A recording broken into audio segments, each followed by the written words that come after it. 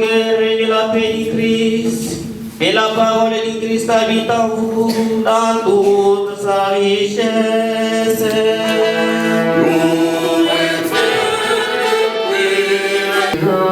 Soit avec vous. Et avec votre esprit. En la nouvelle de Jésus-Christ, selon Saint Luc. Gloire à toi, Seigneur.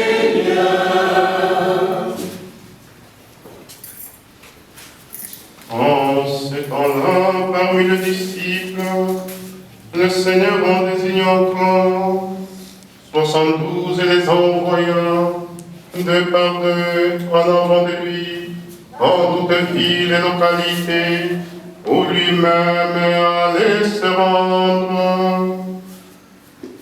Il leur dit, la moisson est abondante, mais les ouvriers sont peu nombreux.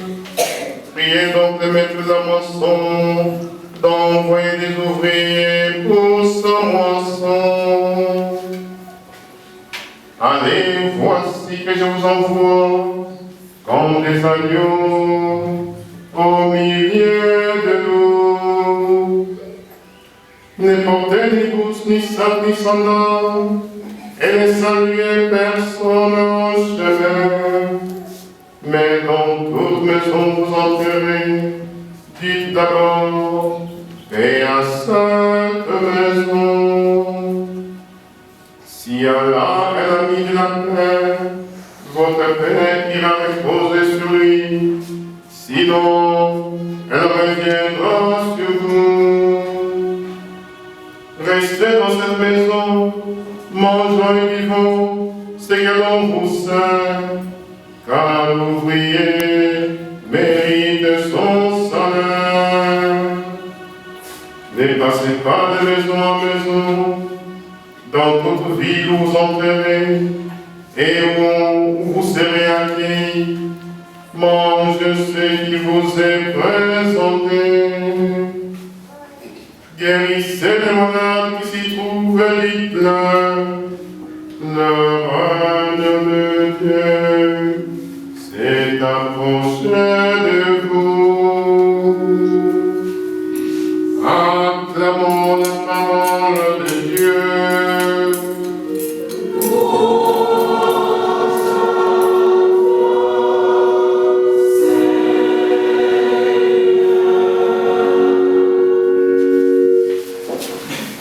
Bénis-toi Marie, pleine de grâce, le Seigneur est avec toi. Tu es bénie entre toutes les femmes, et Jésus, le fruit de ton sein, est béni. Sainte Marie, Mère de Dieu, priez pour nous pauvres pécheurs, maintenant et à l'heure de notre mort. Amen. Le prophète Isaïe nous présente le livre à la consolation. La première lecture, tirée donc du est intitulée La consolation de Dieu en faveur de son peuple. Quand nous regardons, si nous avons été attentifs, le verbe consoler revient plusieurs fois. Qu'est-ce qui s'est passé sur le plan historique? Le peuple d'Israël n'était plus dans sa terre. Le peuple a été victime de l'exil. Cet exil relève d'abord la destruction du temple. Le peuple était dispersé. Le peuple priait le Seigneur pour qu'il retourne dans sa terre. Le peuple était nostalgique par rapport au temple. Le peuple était nostalgique par rapport à la terre des prophètes, la terre de qui nous est venu le Messie. Dans la première lecture, on se rend compte que Jérusalem retrouve sa vocation première. Quelle est la vocation première de cette ville de Jérusalem? Yerushalayim signifie ville de la paix. Comme nous dit le prophète Isaïe, j'ai fait couler la paix comme un fleuve. C'est effectivement cela la consolation. La consolation au sens biblique, aspect important. Dans le livre de l'Apocalypse, au chapitre 21, verset 4, le Seigneur promet de consoler son peuple. Il est le Dieu qui vient essuyer toute larme. Il essuie les larmes de ceux qui pleurent. C'est le Dieu qui vient apporter la consolation aux affligés. Dans les psaumes 147, verset 2, nous trouvons encore une autre sorte de consolation. Le Seigneur promet au cœur blessé. Le cœur blessé, le Seigneur vient le guérir. Ceux qui sont blessés, il va penser leur plaie. Alors c'est le Dieu qui console. Et quand nous regardons très bien, comme Dieu est défini comme le Dieu compatissant, l'homme de la colère plein d'amour, Jésus va incarner toute la compassion de Dieu le Père. Il va incarner toute la consolation de Dieu le Père. Nous comprenons en Matthieu 11, verset 28, il nous dit, venez en moi, vous tous qui ployez sous le poids du fardeau, et moi je vous donnerai du repos. Apprenez de moi que je suis doux et humble de cœur. Le troisième aspect, quand Dieu console son peuple, il lui apporte le repos. Le psaume 62 nous dit, en Dieu seul repose mon âme, de lui vient mon salut. Mes chers frères et sœurs, la consolation, ce n'est pas Dieu qui vient enlever la souffrance, ce n'est pas Dieu qui vient enlever les deuils, ce n'est pas Dieu qui vient mettre fin à la guerre. La consolation, c'est la présence de Dieu dans une âme. Il nous apporte un soulagement. Il nous apporte la grâce pour supporter les épreuves. Et quelle est cette grâce? Il prend des images. Et c'est très fort sur le prophète Isaïe. Comme une mère console son enfant, je vous porterai sur mes genoux. L'amour de Dieu a des caractéristiques. Cet amour, d'abord, est un amour paternel. L'apôtre Paul nous dit, Éphésiens 3, 14, c'est pourquoi je fléchis les genoux en présence de Dieu le Père, de qui toute paternité tire son nom. Deuxième aspect, l'amour de Dieu est un amour maternel. Comme une mère console son enfant, moi je vous consolerai. Nous voyons comment est-ce que les mamans consolent leurs enfants. Quand l'enfant pleure, la maman prend son enfant, la porte sur sa poitrine, lui donne de quoi se nourrir. Et effectivement, c'est la consolation. Et quand nous regardons quel est le contenu de cette consolation, le Seigneur apporte un plus. Il promet maintenant de donner à son peuple du lait, et le lait représente la parole de Dieu. Il promet à son peuple d'apporter la paix qui coule comme le fleuve. Dites la paix qui coule comme le fleuve. La paix qui coule comme le fleuve. La paix qui coule comme le fleuve. La paix qui coule comme le fleuve. Mais quel est le secret de cette paix? C'est paradoxal. Dans la deuxième lecture, l'apôtre Paul nous dit, pour moi, je ne pourrai jamais me glorifier. Toute ma fierté est dans la croix de notre Seigneur Jésus. Quel langage!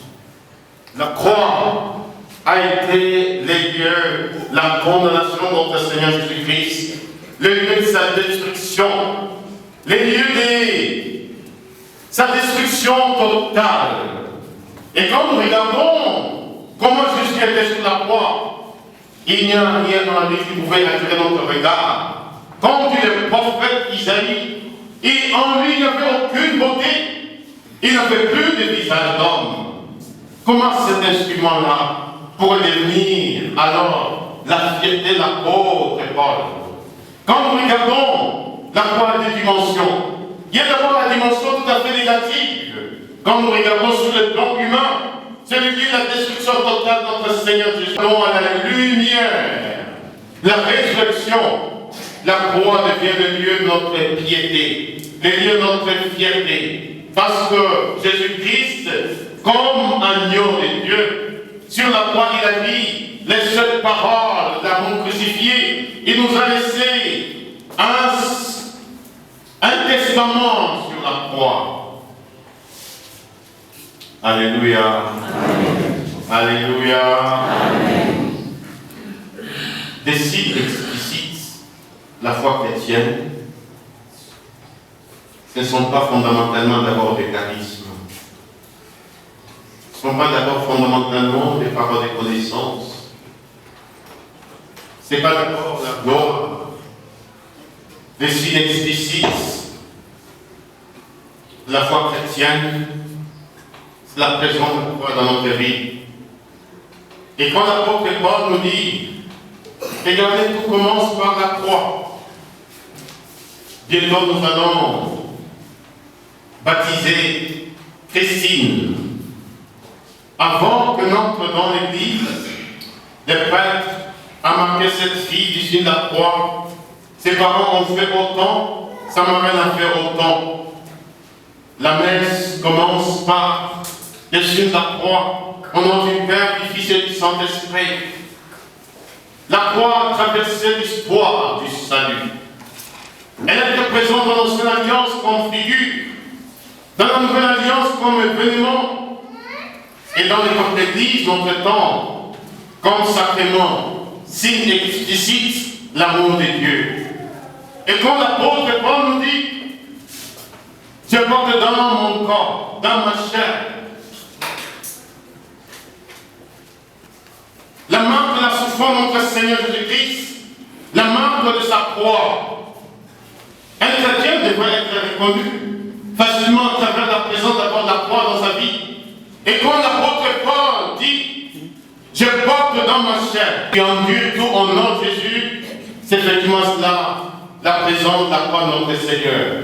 Et quand tu accueilles cette croix, tu portes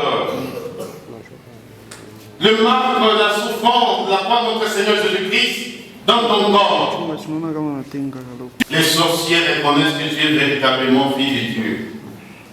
Alors, il n'y a rien qui peut résister à la croix.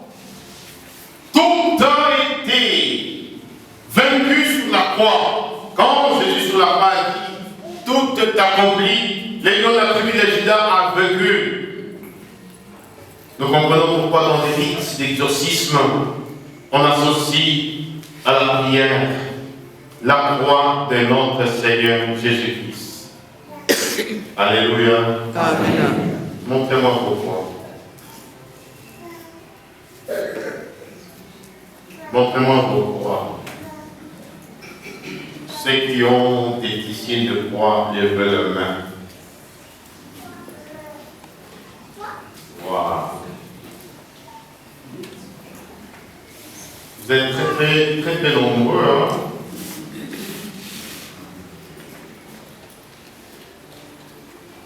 Ce que vous avez sur vous là,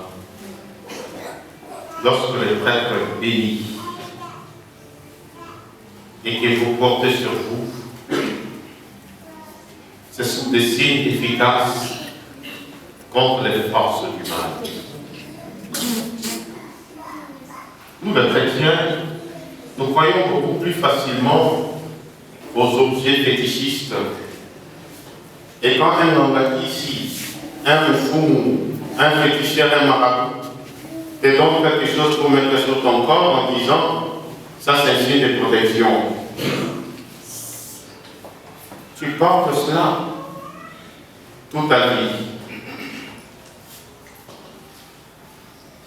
Quand j'étais enfant, à l'âge de 6 ans, 8 ans, nous avions perdu notre cousin Germain, tout simplement parce qu'il était malade.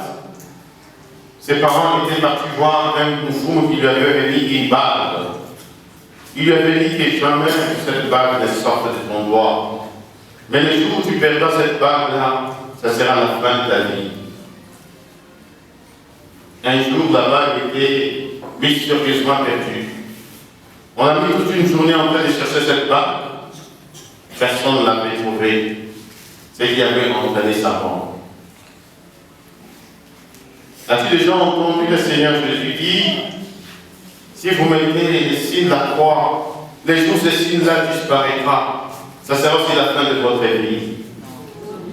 Mais quand on nous dit ceci, Quand un féticheur nous dit ceci en disant ceci des protections, même avec tous les dangers, les conséquences néfastes, nous prenons ces choses. Mais les signes sacrés, c'est facile de porter ici la croix en Afrique, en Europe, mais quand vous portez la croix en terre d'Israël, et quand vous arrivez dans un quartier qu'on appelle Mea Shari, les Juifs ne veulent jamais voir la croix. Quand nous chantons « Victoire, tu régneras », ô croix, tu nous sauveras. C'est la croix qui sauve le monde.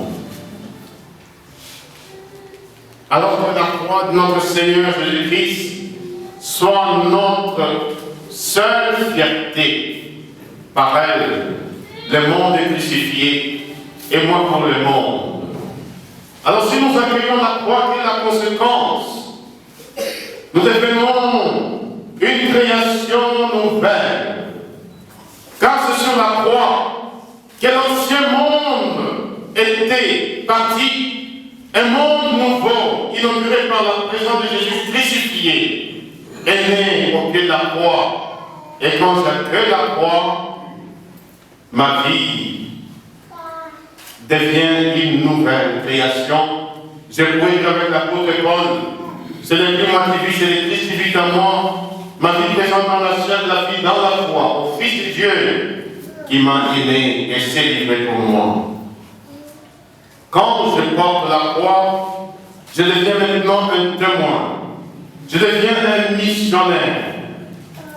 Jésus envoie dans l'Évangile, les 72, il donne des indications claires. Il les envoie comme des agneaux au milieu des loups.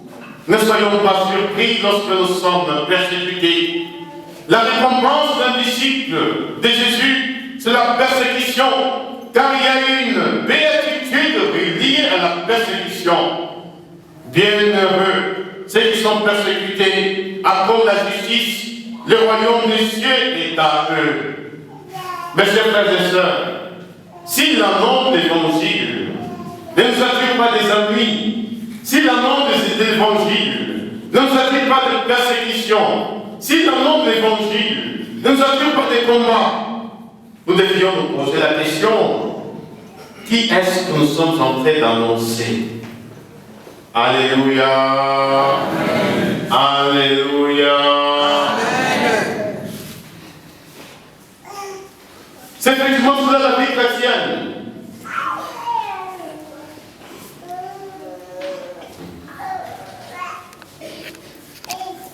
Il y a un village qui me disait que mon père a brûlé des instituts. On fait trop de fétiches. Vous remettez donc la nouvelle de Notre-Dame de la Délivrance. C'est un livre occulte. Vous remettez donc ces livres-là à vous demander qu'on vienne vous raconter des rêves. Vous manipulez les gens à travers cela. Vous les manipulez, il y a un esprit qui entre dans leur sommeil pour que ces personnes-là rêvent et viennent maintenant vous raconter. C'est une nouvelle qui se répandue partout. Mais réjouissez-vous. Réjouissez-vous à cause de tout cela. Comment ça s'appelle encore? Les catholiques réformés, non, non. C'est ce qui est au tabac congolais. Saint-Michel et tous les anges, Saint-Jean-Baptiste et Saint-Joseph, Saint-Pierre et Saint-Paul, et vous tous les saints apôtres, pour que cet enfant devienne par le baptême membre de ton corps des grâces, écoutez-nous des grâces, pour qu'elle vive. Si l'évangile, si un jour vous n'avez jamais reçu les grâces, sous plusieurs formes, posez-vous la question, dans quel camp êtes-vous? Vous êtes dans le camp des dieux ou dans les camps adversaires des dieux? Je vous envoie comme des agneaux au milieu des loups. L'évangélisation, il faut être déplié. n'apportait ni sandales, ni sac, ni tenue de réchange. Si vous êtes dépouillé, vous n'avez ni or ni argent, mais c'est ce que vous avez. C'est ce que vous avez dans le monde. À l'instar des apôtres Pierre et Jean, devant les temps, je n'ai ni or ni argent, mais ce que j'ai, je te les donne. Au nom de Jésus, lève-toi. L'évangélisation consiste à ouvrir les yeux des aveugles. Et tu marches là, les signes distinctifs d'un apôtre, d'après 2 Corinthiens 12. Voici les signes distinctifs d'un apôtre, à savoir la conscience parfaite, les signes, le miracle et les prodiges. Si ces signes distinctifs d'un apôtre s'accomplissent dans ma vie, je peux alors dire le royaume de Dieu est parmi nous. Le royaume de Dieu est là. N'allez pas les chercher de gauche à droite, car le royaume de Dieu, c'est le Christ dans ses œuvres éclatantes. Et que le Seigneur vous bénisse au nom du Père et du Fils et du Saint-Esprit. Amen.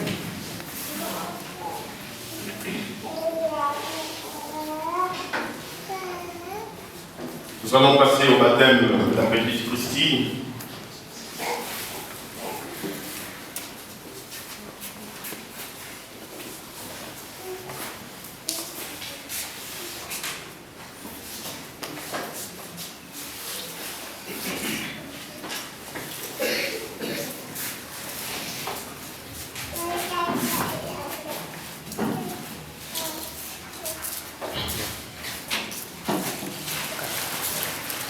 Tu sais que cet enfant, comme chacun de nous, s'est raconté par le mensonge de ce monde et des va résister à Satan. La résurrection, arrache-la au pouvoir des ténèbres, donne-lui la force du Christ et garde-la tout au long de sa vie par Jésus-Christ, ton Fils, notre Seigneur, qui vit et règne avec toi dans l'unité du Saint-Esprit, un seul Dieu maintenant et pour le siècle des siècles. Amen. Et qui vit pour le siècle des siècles. Amen. Ephata, ouvre-toi. Ephata, ouvre-toi. La tourne, s'il te plaît. Ephata, ouvre-toi.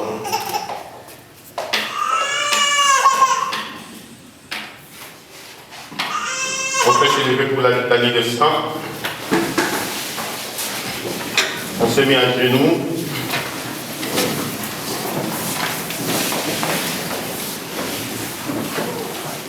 Seigneur, prends pitié. Seigneur, prends pitié. Ô Christ, prends pitié. Ô Christ, prends pitié. Seigneur, prends grâce. Pour que demeure toute sa vie dans la famille des enfants de Dieu des grâces. Pour que tous les chrétiens donnent à cet enfant le témoignage de la foi des grâces. Ô Christ, écoute-nous. Ô Christ, ô Christ, exauce-nous. Ô Christ, exauce-nous.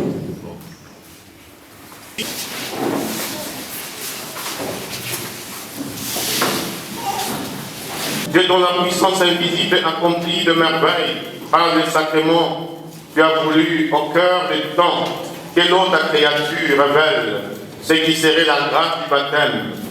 Dès le commencement du monde, c'est ton esprit qui planait sur les eaux pour qu'elles reçoivent en germe la force de sanctifier.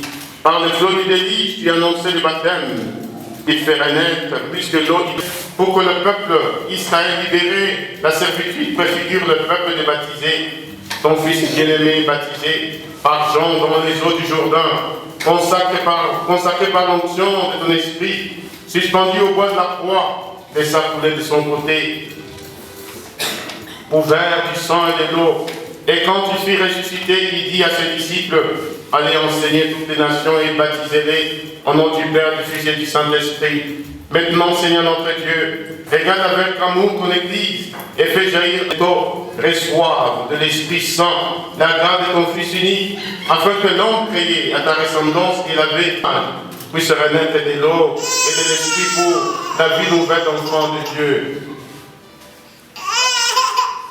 Nous t'en prions, Seigneur notre Dieu, par la grâce de ton Fils, que vienne sur cette eau la puissance de l'Esprit Saint, afin que tout homme qui sera baptisé, enseveli dans la mort avec le Christ, ressuscite avec le Christ pour la vie, car il est vivant pour les siècles des siècles. Amen. Rénonciation à Satan et profession de foi. Maintenant, je m'adresse à vous, parents et marraines, par le sacrement du baptême, l'enfant des obstacles. Cette vie de Dieu rencontrera bien d'autres obstacles pour lutter contre le péché, pour grandir dans la foi. Cet enfant aura besoin de vous. Si donc vous êtes conduit par la foi et si vous prenez la responsabilité de l'aider, je vous invite aujourd'hui à la foi de l'Église dans laquelle tout enfant est baptisé. Pour vivre dans la liberté des enfants de Dieu, rejetez-vous le péché. Rejetez-vous ce qui conduit au mal. Pour suivre Jésus-Christ, rejetez-vous Satan qui est l'auteur du péché. Croyez-vous en Dieu, le Père Tout-Puissant, Créateur du ciel et de la terre. Croyez-vous en Jésus-Christ, son Fils unique, notre Seigneur, qui est né de la Vierge Marie, a souffert la passion, a été enseveli et ressuscité d'entre les morts, et qui est assis à la droite du Père. Croyez-vous en l'Esprit Saint, à la Sainte Église catholique, à la communion des saints, au pardon des péchés, à la résurrection de la chair, à la vie éternelle? Oui, telle est notre foi, telle est la foi de l'Église que nous sommes fiers de proclamer dans l'Église Jésus notre Seigneur. Amen. Voulez-vous que Christine soit baptisée dans cette foi de l'Église que tous ensemble nous venons d'exprimer?